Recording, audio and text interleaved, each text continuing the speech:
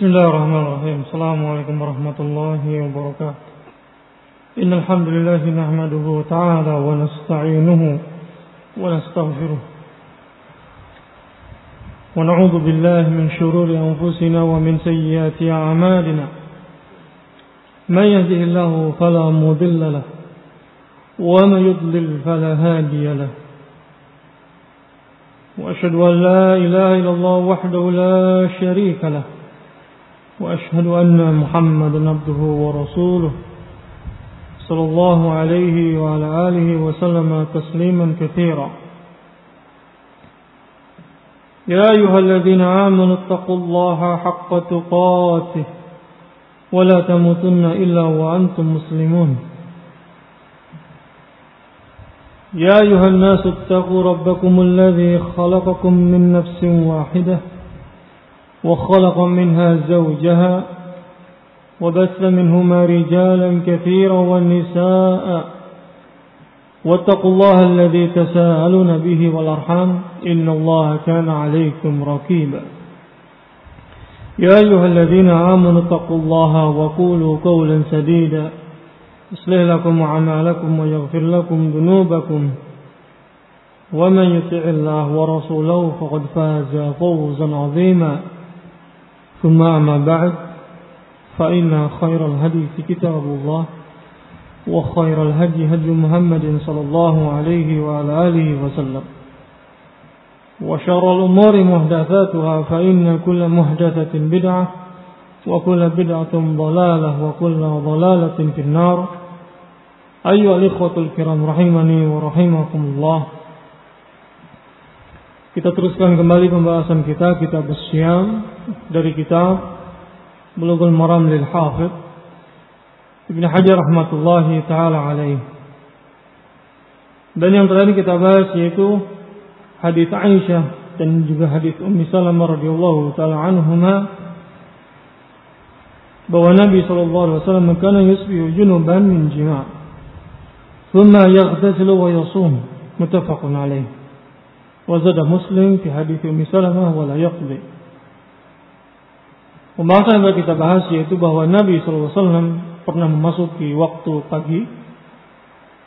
Beliau dalam keadaan junub min jima', kemudian beliau mandi, kemudian berpuasa.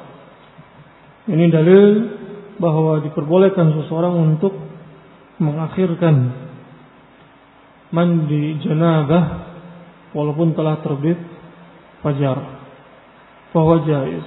Kemudian setelah itu berpuasa dan puasanya sahih.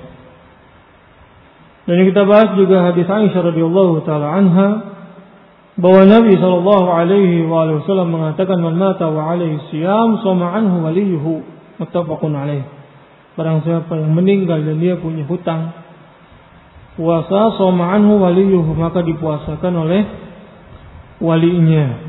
Nah, dan wali di sini yaitu kullu qarib, orang-orang yang terdekat. Wal murad bil wali huwa al qarib, orang-orang yang terdekat. Dan jumhur ulama mengatakan bahwa al-amr di sini mahmul ala istihbab. Perintah di sini yaitu bukan perintah yang diwajibkan tapi ala istihbab. Nah, disunnahkan walinya untuk mempuasakan, membayar puasa bagi saudaranya yang meninggal dan dia punya hutang.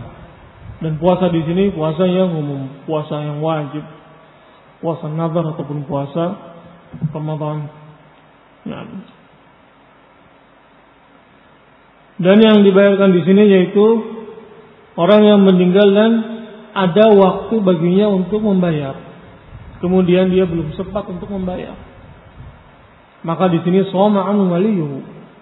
Sedangkan seseorang yang meninggal dan belum ada waktu baginya untuk membayar, mengqadha, seperti dia meninggal pada bulan Ramadan, dia tidak berpuasa 1 pekan, kemudian meninggal pada bulan Ramadan dan di sini tidak dipuasakan oleh walinya karena dia belum ada kesempatan untuk mengqadhanya. Qala rahimahullahu taala Babu shaumi tatawwu wa man nuhiya an shaumihi. Sekarang kita akan masuk ke bab yang baru, yaitu bab puasa sunnah. Wa man nuhiya an shaumihi, dan juga puasa-puasa yang dilarang. Di sini musannif rahimahullahu taala akan menyebutkan puasa-puasa sunnah dan juga puasa-puasa yang dilarang. Puasa sunnah adalah merupakan puasa yang di sana terdapat pahala seseorang apabila mengerjakannya, dan puasa sunnah itu lumayan cukup banyak sebagaimana nanti kita akan sebutkan. Bahkan sebagaimana pembahasan yang di awal kita bahas dalam hadis qudsi bahwa Allah Subhanahu wa taala mengatakan as-siyamu li wa ana ajzi bih, bahwa berpuasa adalah untukku dan aku sendiri yang akan memberikan pahala yang berlipat-lipat. Dan puasa di sini yaitu baik puasa wajib ataupun puasa sunnah masuk kepadanya, baik puasa sunnah ataupun puasa yang wajib. Bahkan orang-orang yang dia rajin melakukan puasa, dia akan masuk ke pintu surga yang namanya pintu apa? Rayyan. Pintu surga yang khusus dimasuki oleh orang-orang yang berpuasa, yaitu bab Rayyan. Yang dimana bab di sini, pintu di sini, yang masuk adalah orang-orang yang rajin berpuasa. Nah, itu juga keutamaan dari orang-orang yang melaksanakan puasa. Qala rahimahullahu taala,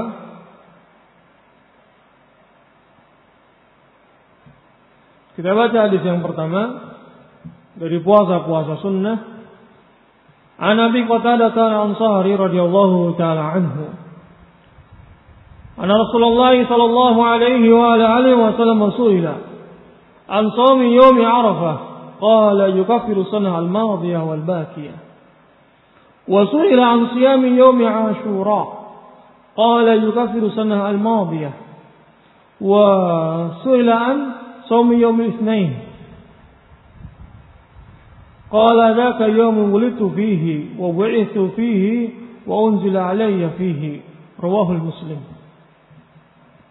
Dari Abi Qatadah al-Ansari radhiyallahu taala anhu, bahwa Nabi sallallahu alaihi wa alihi wasallam ditanya tentang an shaumi yaumi Arafah, puasa Arafah. Kemudian dijawab oleh Nabi sallallahu alaihi wa alihi wasallam, yukaffiru sanah al-madiyah wal baqiyah. Itu bisa menghapus dosa 1 tahun yang sebelumnya dan 1 tahun yang akan datang. Wa su'ila an siyami yaumi Ashura. Kemudian Nabi sallallahu alaihi wasallam ditanya tentang puasa Ashura. Dijawab oleh Nabi sallallahu alaihi wasallam, yukaffiru sanah al-madiyah, bahwa puasa Ashura itu bisa menghapus dosa 1 tahun yang sebelumnya, yang telah lalu. Wa su'ila an shaumi yaumi Itsnain. Kemudian Nabi sallallahu alaihi wasallam ditanya tentang puasa hari Senin. Qala dzaka yaumun wulidtu fihi. Itu adalah merupakan di mana hari wulidtu fihi, saya dilahirkan. Wa bu'ithu fihi, dan saya dibangkitkan. Au unzila alayya fihi, dan juga turun kepadaku Al-Quran. Rawahu Muslim. Dalam hadis Abi Qatadah radhiyallahu taala anhu, di sini akan disebutkan puasa-puasa yang sunnah. Ketika Rasulullah SAW ditanya oleh salah satu sahabatnya tentang puasa Arafah, kemudian Nabi SAW menjawab, bisa menghapus dosa 1 tahun yang telah lalu dan setelah 1 tahun yang akan datang. Di sini kita akan bahas satu persatu dari hadis-hadis Qatadah. Yang pertama yaitu puasa Arafah. Puasa Arafah hukumnya adalah sunnah. Dan puasa Arafah yaitu tanggal 9 dari bulan Dzulhijjah. Yang dimana orang-orang ketika wukuf di Arafah, maka disunnahkan orang-orang yang khilaf di antara para ulama apakah mereka diperbolehkan untuk berpuasa wukuf di Arafah atau tidak, itu ada pembahasan khusus. Ada yang mengatakan diperbolehkan, disunnahkan, ada yang mengatakan tidak disunnahkan. Disunnahkan yaitu orang-orang yang tidak wukuf di Arafah. Nah, nanti ada pembahasan khusus. Puasa Arafah yaitu tanggal 9 Dzulhijjah, dan keutamaannya sebagaimana dalam hadis disebutkan yukaffiru sanah al-madiyah wal baqiyah, yaitu bisa menghapus dosa 1 tahun yang telah lalu dan 1 tahun yang akan datang. Ini keutamaan dalam melaksanakan puasa Arafah. Dan yang dihapus di sini sebagaimana pendapat jumhur ulama yaitu hanya dosa-dosa kecil. Hanya dosa-dosa kecil. Sedangkan dosa besar yahtaju ila taubah. Bertaubat kepada Allah Subhanahu wa taala. Dan seperti zina, makan riba atau yang lainnya, dosa-dosa besar, maka di situ la budda min taubah. Dan yang dimaksud di sini juga kafir sanah al-madiyah wal baqiyah, yaitu khusus dosa-dosa kecil. Sebagaimana pendapat dari jumhur ulama. Kemudian yang kedua, Rasulullah SAW ditanya tentang puasa Asyura. Kemudian beliau menjawab, yukaffiru sana al-madiyah. Puasa Asyura itu bisa menghapus dosa 1 tahun yang telah lalu. Ini keutamaan dalam melaksanakan puasa Asyura, yaitu bisa menghapus dosa 1 tahun yang telah lalu. Dan Asyura di sini yaitu tanggal 10 dari bulan Muharram. Tanggal 10 dari bulan Muharram. Dan puasa Asyura itu dilakukan juga oleh orang-orang Yahudi.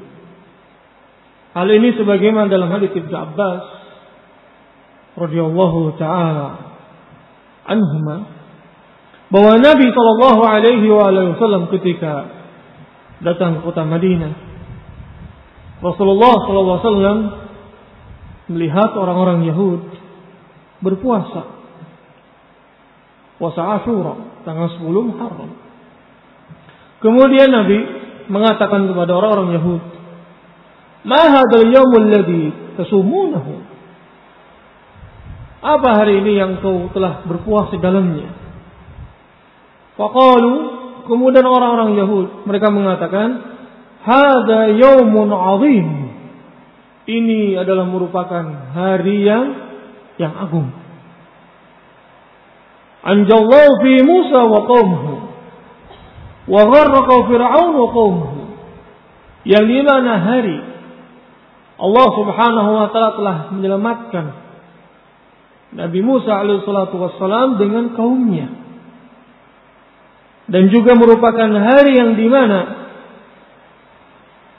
Allah Subhanahu wa taala menenggelamkan Fir'aun bersama kaumnya. Fasama Musa syukran wa nahnu nasumuhu. Dan Musa alaihi salatu wasallam berpuasa dalam rangka syukran, dalam rangka mensyukuri nikmat Allah Subhanahu wa taala, dan kami pun berpuasa. Kemudian Nabi sallallahu alaihi wasallam mengatakan, "Fa nahnu ahaqqu wa awla bi Musa minkum." Nabi sallallahu alaihi wasallam mengatakan kepada orang-orang Yahud, "Fa nahnu," dan kami, ahaq, lebih berhak, wa awla, dan lebih utama, bi Musa minkum, kepada Musa daripada kalian. Kemudian Nabi sallallahu alaihi wasallam berpuasa, wa amara bisiyamihi, memerintahkan kepada para sahabatnya untuk berpuasa. Hadis muttafaqun alaih. Ini merupakan dalil menunjukkan bahwa orang-orang Yahud berpuasa. Dan para sahabat Nabi sallallahu alaihi wasallam mengadu kepada Nabi sallallahu alaihi wasallam bahwa orang-orang Yahud berpuasa. Dan Nabi sallallahu alaihi wasallam ingin menyelisihi mereka. Dan Nabi mengatakan pada para sahabatnya, "Fa idza kana al-'am al-muqbil, insyaallah sumna al-yawm at-tasi'." Maka kita akan berpuasa tanggal 9. Nanti tahun depan Nabi mengatakan, insyaallah sumna yaum at-tasi', kita akan berpuasa tanggal 9. Dan Nabi SAW belum sampai ke tahun depan, belum meninggal. Nah, dalam riwayat sebutkan, lain baqitu ila qabil la asumman at-tasi'. Kalau masih kita akan mendapatkan tahun depan, saya akan berpuasa tanggal 9. Ini dalil menunjukkan bahwa disunnahkan pula seseorang untuk berpuasa Tasu'ah. Tasu'ah dari kata tis'ah. Asyur dari kata asyarah. Ini tanggal 9 dari bulan Muharram.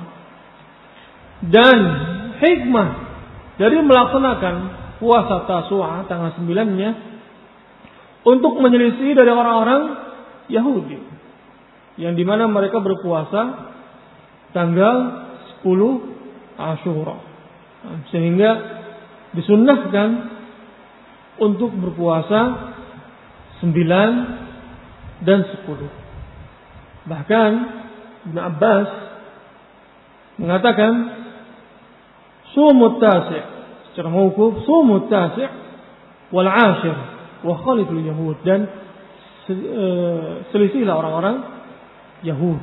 Nah, di sana terdapat riwayat yang lain, yaitu yang menyebutkan berpuasa sebelumnya atau berpuasa setelahnya, akan tetapi sanad ini lemah.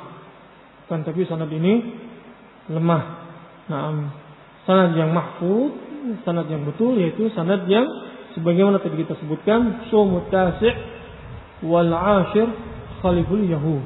Nah, sehingga disunahkan seseorang untuk berpuasa tanggal 9. Apakah seorang diperbolehkan hanya berpuasa tanggal 10 saja? Rajih boleh, perbolehkan. Kan tapi lebih utama dia berpuasa tanggal 9 dan tanggal 10. Itu lebih utama untuk menyelisih orang-orang Yahudi. Kemudian Nabi Shallallahu Alaihi Wasallam ditanya tentang puasa hari Senin.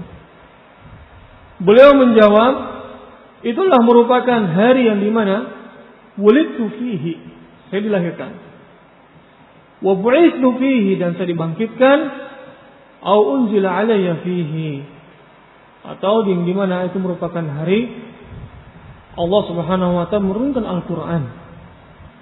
Dan dalam hadis ini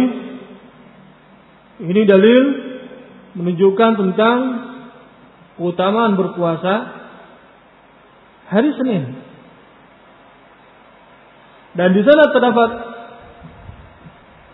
dalam hadis yang lain, dalam hadis Usamah bin Zaid yang dimana berpuasa Senin dan Kamis.